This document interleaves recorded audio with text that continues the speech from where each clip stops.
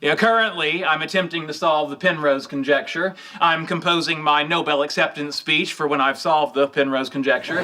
You think your family is embarrassing? Wait until you meet the dads, moms, and brothers on our list. These sitcom relatives are the definition of troublemakers. One dad on our list was so lazy and mean, he made his kids do something so unbelievable for money, it will leave you speechless. This is a list you have to see to believe. 1. Newman on Seinfeld. And this failure to become a banker was eating at you, eating at you inside. Yeah. Some jerks have a reason for being mean. Maybe they had a tough life, or they are just misunderstood. And then there is Newman. Jerry Seinfeld's next-door neighbor and rival Newman seems to be a troublemaker just for the pure, simple joy of it. He is, in Jerry's own words, purely up to no good. Whenever this postal worker enters a scene, you know that chaos, pettiness, and disaster are sure to follow. His very presence is a sign that someone's day, probably Jerry's, is about to get a whole lot worse. Newman is a United States postal worker who strongly dislikes his job and seems to dislike people even more. His greatest passion in life, his one true calling, is making Jerry Seinfeld as miserable as humanly possible. He constantly teams up with Kramer for ridiculous get-rich-quick schemes that are doomed to fail. He snitches on Jerry to the building supervisor for the smallest things. He eats Jerry's food without asking and uses his apartment when he's not home. His voice drips with sarcasm and his eyes have a mischievous twinkle. When he says his famous line, a snarling greeting of, "Hello, Jerry," it sounds less like a greeting and more like a warning. One of his worst moments was when Jerry's apartment had a flea problem. Instead of actually helping, Newman brings a bunch of circus fleas and gleefully lets them loose, just to watch Jerry suffer. Another time, he refuses to deliver a very important piece of mail for Jerry out of pure spite. He loves disorder and finds true happiness in the misfortune of others. He is the ultimate petty jerk, the kind of person who would go to incredible lengths just to cause a minor inconvenience.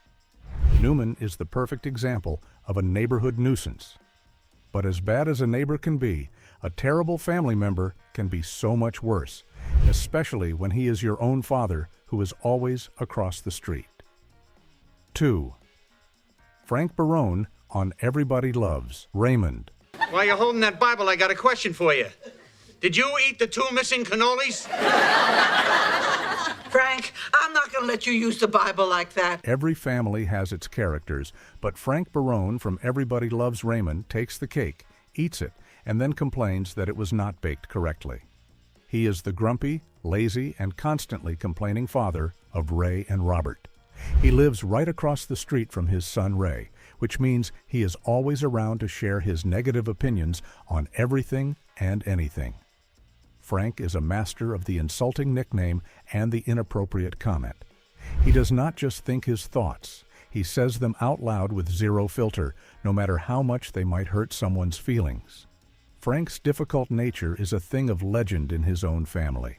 He never, ever helps his wife, Marie, with anything around the house. Instead, he sits in his favorite armchair, which is practically molded to his body, watching TV and demanding food with loud groans. He calls his successful son Ray an idiot and openly favors his other son Robert, except when he is making fun of Robert for being a police officer or for being divorced. He is so cheap, he has been known to peel stamps off old letters. He is stubborn and has a personal hygiene routine that is questionable at best, often unbuckling his pants after a meal with a loud sigh of relief. What makes him such a classic jerk is that he seems to genuinely enjoy being difficult. He gets a kick out of pushing people's buttons, especially his wife and his daughter-in-law, Deborah, whom he often teases without mercy. He has no filter and absolutely no shame. He once took back a toaster he had given Ray and Deborah as a wedding gift because he saw a better one on sale for himself. He is the kind of dad who would eat the last piece of cake and then blame you for not getting to it first. He is a walking, talking complaint box who finds joy in the simple things, like a good meal and making everyone around him slightly uncomfortable. Frank is a top-tier family jerk, but he is mostly harmless. Our next character, however, uses his difficult personality to create real chaos and pain, all while claiming he is a genius who is too smart for the rest of us. 3. Sheldon Cooper on The Big Bang Theory. He drank from Leonard's glass. He drank from Leonard's glass, words they'll be carving into my tombstone. That's actually my napkin. Oh, this is a nightmare! Being a genius does not give you a free pass to be a jerk, but no one ever told that to Dr. Sheldon Cooper. Sheldon is a brilliant theoretical physicist who understands the deepest secrets of the universe, but he cannot for the life of him understand basic human emotions or why people get upset when he insults them. His difficult nature is not born from malice or a desire to hurt people. It comes from a complete and total lack of empathy, combined with a godlike level of arrogance. He truly believes he is the most intelligent person on the planet, and he never ever misses an opportunity to remind everyone of that fact. Sheldon's entire life is governed by a strict and complicated set of rules that everyone else must follow without question. He has a designated spot on the couch where no one else is allowed to sit, not even a guest. He created a roommate agreement with his best friend Leonard that is hundreds of pages long and covers every possible situation, including protocols for a zombie apocalypse or what to do if one of them becomes a superhero. He is deeply selfish and sees his friends as his personal assistants or chauffeurs rather than as equals. His signature knock, a pattern of 3 knocks followed by the person's name, repeated 3 times, is enough to drive anyone to madness. He is not just socially awkward, he is actively and consistently rude. He openly insults his neighbor Penny's intelligence and career choices. He calls his friend Howard, a brilliant aerospace engineer, a lowly tradesman because he does not have a doctorate. He treats his other friend Raj like a disposable sidekick. He does not understand sarcasm and takes everything literally, which often leads to him unintentionally hurting people's feelings with his blunt observations. But here is the thing, he rarely apologizes because in his mind, he is never wrong. The world is wrong for not understanding his superior logic. He is a giant child trapped in the body of a super genius. Sheldon is a special kind of jerk, the one who does not even know he is a jerk. But our next character was the original two-faced troublemaker, a kid who knew exactly how to be sweet to adults and a total menace to other kids. 4. Eddie Haskell on Leave It to Beaver. How do you do, Mr. Cleaver? Gee, Mrs. Cleaver, you even look pretty in an apron. Thank you very much, Eddie. Long before the modern sitcom JERKS, there was a pioneer, a trailblazer in the art of being a two-faced troublemaker. His name was Eddie Haskell, the best friend of Wally Cleaver on the classic show Leave It to Beaver. Eddie was the original smarmy kid, a master of flattery and manipulation who created the blueprint for sitcom pests for decades to come. To adults like Mrs. Cleaver, he was the politest, most well-mannered boy in the neighborhood. But the second the grown-ups were out of earshot, his true, challenging colors would shine through. Eddie's whole act was a performance. He would walk into the Cleaver house and lay on the compliments thick. He would say things like, "That's a lovely dress you're wearing, Mrs. Cleaver," with a sickeningly sweet smile. June Cleaver, a kind and trusting woman, always fell for it. But her husband, Ward, was a little more suspicious. He could see the mischief lurking behind Eddie's eyes. As soon as the parents left the room, Eddie would turn on Wally and his little brother, the Beaver, trying to get them to do things they knew were wrong. He was the kid who would dare you to throw a rock through a window and then run away when you got caught. He was a lazy, conniving, and totally self-serving teenager. His main goal was to get what he wanted with the least amount of effort possible. He would try to cheat his way through school, get his friends to do his chores, and talk his way out of any trouble he caused. He was the ultimate bad influence, always lurking around the corner with a bad idea and a phony smile. Eddie Haskell was not just a jerk, he was an artist. He showed generations of TV writers how to create a character who was so perfectly awful that you just had to love watching him. Eddie was a jerk in training. Our next character is a fully grown professional, a lawyer who uses his position not for justice, but for his own selfish goals. Fifth, Dan Fielding on Night Court. Juan and Lee are legally married, but it's only a formality so she can stay in the country. Well, isn't that illegal? Well, of course it is. Say, when did I lose control? In the chaotic world of a Manhattan night court, you meet all sorts of strange people, but none are as consistently sleazy, greedy, and hilariously self-absorbed as Assistant District Attorney Dan Fielding. On the show Night Court, Dan is the prosecutor, but his real passion is not for the law. He is more interested in chasing women, making money, and admiring his own reflection. He is a walking, talking bundle of narcissism and bad intentions, and he is one of the greatest sitcom jerks of the 1980s. Dan's entire personality is built on a foundation of jerkiness. He is relentless in his pursuit of women and will say the most outrageous and inappropriate things to any woman who walks into the courtroom. He sees every female defendant, lawyer, or witness as someone to flirt with. His ambition is matched only by his greed. He is constantly looking for ways to get rich quick, whether it is through shady investments, ambulance chasing, or trying to marry a rich elderly woman in her final days. He has no shame and absolutely no moral compass. He treats his coworkers with a mixture of contempt and annoyance.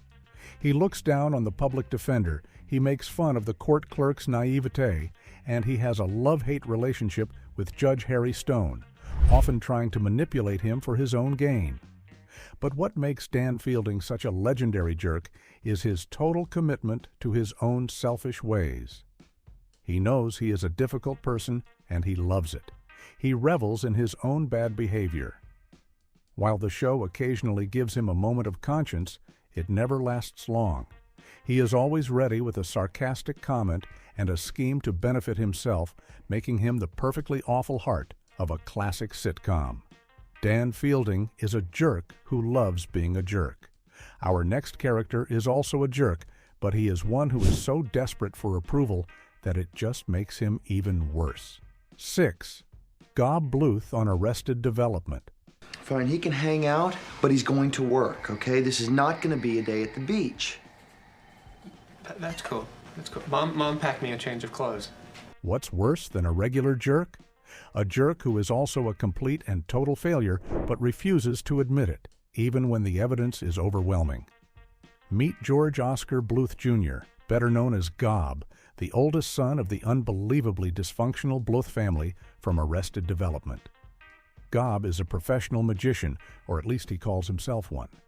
In reality, his magic tricks, which he grandly calls illusions, are almost always spectacular disasters that often result in property damage or personal injury.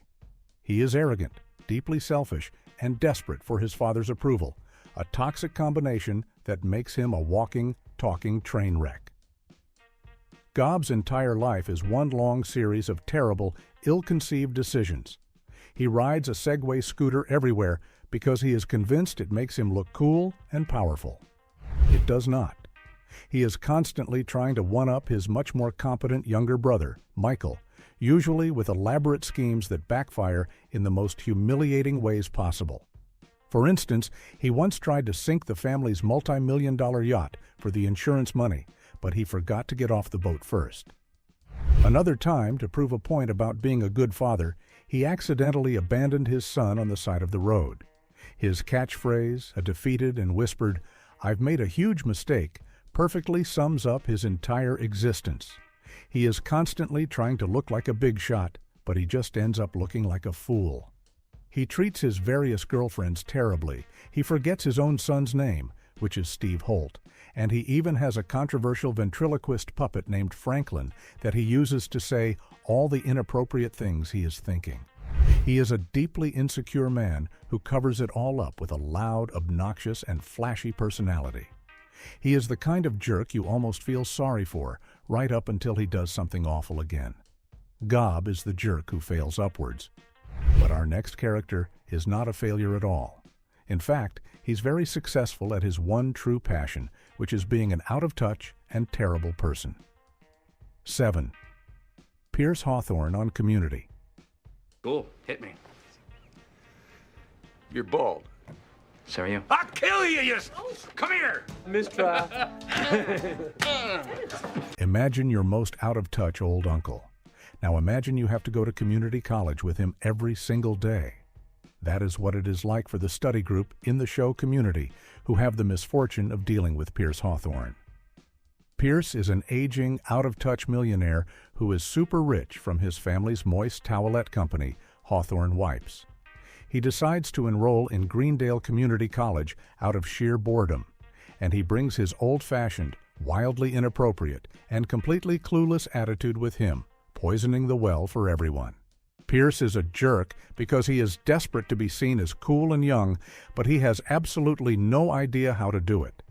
He tries to fit in with his much younger classmates, but he usually just ends up insulting them with his old-fashioned and out-of-touch comments about their backgrounds or lifestyles. He makes wildly inappropriate jokes that no one finds funny. He does not understand modern technology, and he is so out of touch it is like he is from a different century. He desperately wants to be the leader of the group, but his ideas are always terrible and selfish. He is also incredibly petty and jealous. If he feels left out of a conversation, he will go to great lengths to ruin everyone else's fun. For example, he once faked his own passing and held a fake memorial, complete with psychological games for his friends, just to see who his real friends were and to mess with them. He also created a board game based on his life that was specifically designed to turn all the players against each other. He is a master of manipulation, using his immense wealth and his age to play the victim card whenever he is called out for his truly awful behavior. He is a lonely, sad old man who is so afraid of being alone that he drives away the only people who are willing to be his friends with his constant cruelty. Pierce is the kind of jerk who makes every situation awkward. But our next character does not make things awkward, he just makes them legendary, at least in his own mind. 8. Barney Stinson on How I Met Your Mother. I get her back to my place and she just bolts? I mean, at least when I run out on a girl, I have the common courtesy to sleep with her first. It's called manners. Suit up. That's the catchphrase and life philosophy of Barney Stinson, one of TV's most lovable yet undeniably difficult characters. Barney is the high-fiving, catchphrase-spouting member of the gang in How I Met Your Mother. His entire life revolves around two things: wearing expensive suits and tricking women into going on dates with him using a series of elaborate and often cruel schemes.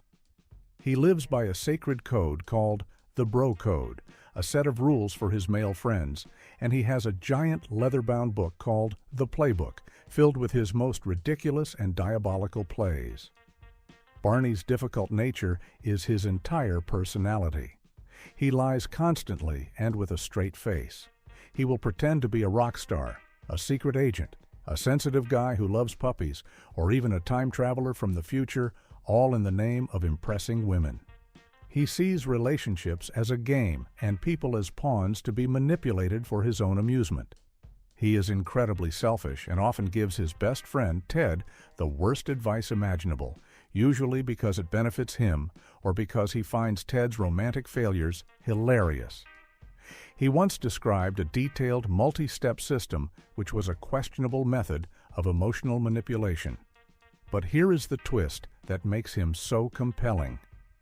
Deep down, Barney is a deeply loyal friend. He will go to the ends of the earth for his pals, even if he does it in the most backward, selfish way possible. For example, he once flew all the way to San Francisco just to deliver a message to Ted's ex-girlfriend Lily to convince her to come back to their friend Marshall, all while pretending he was just there for a business trip.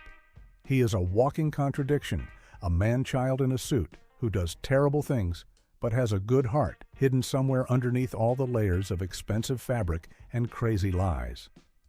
Barney is the charming jerk you cannot help but like.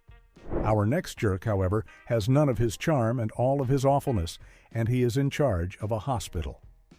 Ninth Dr. Bob Kelso on Scrubs. My name is Bob Kelso, and I like whores. Now, why don't I introduce myself like that? Because there is a time and a place for the truth. Every hospital has that one doctor everyone is afraid of. At Sacred Heart Hospital, that doctor is Dr. Bob Kelso. He is the chief of medicine, but he cares far more about the hospital's budget and his next muffin than he does about the patients or the staff. Dr. Kelso is cynical, brutally sarcastic, and seems to get genuine pleasure from the misery of his young doctors, especially JD and Turk. He is the ultimate mean boss, a man who sees kindness as a weakness and money as the only thing that truly matters in the world. Dr. Kelso's daily routine involves walking the halls of Sacred Heart and finding new and creative ways to insult his staff. He knows everyone's name, but only so he can use it to make fun of them more effectively. He has a rule that he does not care about any patient's problem unless he is standing on a small piece of green tile in the hospital lobby. He constantly threatens to fire people for the smallest mistakes. He refers to the sensitive main character, JD, only by various female names like Sally or Ginger, just to get under his skin. His most famous jerk move is his signature laugh, a high-pitched cackle he lets out whenever something bad happens to someone else. He is also famous for saying, "Who has two thumbs and doesn't give a crap?" Bob Kelso, a catchphrase that perfectly sums up his attitude. But the show cleverly reveals that there is more to Dr. Kelso than meets the eye. Behind his hard, crusty, and mean exterior is a man who has made incredibly tough choices for decades to keep the hospital running. He pretends not to care, but he secretly does good deeds, like paying for a patient's treatment out of his own pocket and then pretending the hospital covered it. He is a jerk with a hidden heart of gold, a man who believes that to be a good leader, you have to be the bad guy. Dr. Kelso is a complex jerk, but our next one is much simpler. He is a miserable shoe salesman who hates his life, his job, and especially his family. 10. Al Bundy on Married with Children. I love that car more than anything that I have. Dad, what about us? You need a Q-tip? If there was an Olympic sport for being miserable, Al Bundy would be a gold medalist, though he would probably complain about the medal's quality. Al is the head of the Bundy household on the show Married with Children. He is a down-on-his-luck women's shoe salesman who is perpetually reminded of his glory days as a high school football star. He cannot stand his lazy wife, Peggy. He is annoyed by his ditzy daughter, Kelly, and he barely tolerates his scheming son, Bud. His life is one long, crushing disappointment, and he makes sure everyone around him knows it every single day. Al Bundy's signature move is sitting on the family's ugly couch with his hand tucked into his pants, complaining about everything in a low, defeated mumble. He viciously insults his customers at the shoe store, especially the overweight ones, whom he seems to take as a personal offense. He makes fun of his wife's cooking, her love of shopping, and her complete lack of interest in being a wife. He tells his kids they are failures who will amount to nothing. His only moments of happiness come from watching sports on TV, going to a local dance club, or remembering the time he scored 4 touchdowns in a single city championship game for Polk High School. He is the ultimate grumpy dad jerk. He is cheap, rude, and has a very bleak and hopeless outlook on life. He once told his son that the Bundy curse meant he was destined to be a failure just like him. He also started a men's club called No Ma'am, which stood for National Organization of Men Against Amazonian Masterhood, a club dedicated to drinking beer and complaining about their wives. But despite all his insults and his misery, there is a strange, deeply buried love for his family. He may complain about them constantly, but he is also fiercely protective. He is a jerk, but he is their jerk. Al Bundy is a legend of sitcom jerks, but he is mostly just talk. Our next character puts his difficult personality into action with unforgettable and hilarious results. 11. Dwight Schrute on The Office. I'll say for the record, I did not kill anyone. Stanley was attacked by his own heart, and he should be released from the hospital and back in the office in a couple days. In the competitive world of office politics, there is no one more intense, more bizarre, or more of a power-hungry jerk than Dwight K. Schrute. Dwight is a paper salesman at Dunder Mifflin, but in his own mind, he is the assistant to the regional manager, a title he takes very seriously. He is a beet farmer, a volunteer sheriff's deputy, and a black belt in karate. He is also a suck-up who will do anything to please his boss, Michael Scott, and to make life a living nightmare for his deskmate and rival, Jim Halpert. Dwight's jerkiness comes from his complete and total lack of social skills and his unhealthy obsession with rules, order, and power. He takes everything literally and has no sense of humor, which makes him the perfect target for Jim's endless and elaborate pranks. Jim has put Dwight's stapler in Jell-O, convinced him it was Friday when it was actually Thursday, and even dressed up as him to prove a point. Dwight's reaction is always pure, humorless rage, which is precisely what makes it so funny. But Dwight is not just the victim, he is also a major jerk himself. He is constantly trying to get his coworkers fired for minor infractions. He once started a fire in the office just to test the office's fire safety procedures, and the stress of which caused his coworker Stanley to collapse with a serious health problem. He keeps various objects in the office for self-defense, including knives and a crossbow, and thinks of himself as the office's sworn protector. He is arrogant, strange, and has a set of beliefs about life that seem to come from another planet. He is the ultimate office weirdo, a guy who thinks he is a noble warrior when he is really just an annoying salesman in a mustard yellow shirt. Dwight is a very specific type of jerk, but he is a loyal follower. Our next character is the leader, the boss who takes being a jerk to a whole new level of painful cringe. 12. Michael Scott on The Office. Right there is the problem. There have been reports around the office that you have been talking baby talk. Why would people say that? Some jerks are mean, and some are just profoundly and painfully clueless. Michael Scott, the regional manager of the Dunder Mifflin Scranton branch, is the undisputed king of the clueless jerks. Michael does not want to be a jerk. In fact, he is desperate to be loved by his employees. He wants them to see him as a best friend, a cool mentor, and the world's best boss, a title he bought for himself on a coffee mug. The problem is, he is also incredibly needy, deeply selfish, and has the emotional maturity of a hyperactive 10-year-old. Michael's brand of jerkiness is painful to watch because it comes from a place of deep loneliness. He makes horribly inappropriate jokes at the worst possible times. He holds pointless, rambling meetings just so he can be the center of attention and perform his terrible characters. He creates offensive caricatures like Prison Mike to try and teach his employees a lesson about life. He is so desperate for a girlfriend that he treats the women he dates terribly. He once broke up with a woman on her birthday in front of all her friends and family at her own party because he felt she was too old for him. He has a deep, burning, and completely unexplained dislike for Toby from Human Resources. He forwards inappropriate emails to the entire company. He even accidentally injures his employee Meredith with his car in the parking lot, and then tries to make it seem like the office is the one to blame. Everything he does is filtered through his own selfish needs. He wants a family, and he tries to force his employees to be that family, which just makes everyone deeply uncomfortable. He is the cringiest jerk on television, a man whose attempts to be cool are so bad you have to watch through your fingers. Michael is a jerk you can't help but feel sorry for, yet somehow he becomes a close friend. But our next character is a jerk you should be wary of. He is a truly terrible person who thinks he is a god among men. 13. Dennis Reynolds on It's Always Sunny in Philadelphia. You're telling me I picked us up some new slacks and docksiders so we could have the right look, and fit in and everything?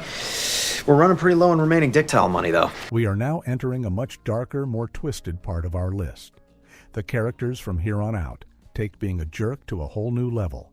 And leading the charge into this dark territory is Dennis Reynolds from It's Always Sunny in Philadelphia. Dennis is one of the owners of Patty's Pub, and he is a complete and total narcissist with a stunning lack of self-awareness. He is not just arrogant, he genuinely believes he is a perfect five-star man, a golden god whose rage knows no bounds. Dennis's entire life is an exercise in vanity, control, and emotional manipulation. He is obsessed with his physical appearance and has a frighteningly fragile ego that shatters at the slightest criticism. He treats his friends, who are also his business partners, like they are his personal servants. He sees his twin sister Dee as a useless bird that he loves to mess with her emotions for his own amusement. But his true awfulness comes out in his treatment of women. He has a strange and detailed system for charming women and then quickly moving on, a system he proudly calls the DENNIS system. It is a multi-step plan of pure emotional manipulation. He has an explosive, volcanic temper that can be triggered by the smallest thing, from someone eating his cereal to a car cutting him off in traffic. When his rage is unleashed, it is an unsettling sight. He is a scary, unstable person who sees other people not as human beings with feelings, but as tools for his own pleasure and amusement. He is a chilling example of a person with no empathy and an ego that could swallow the sun.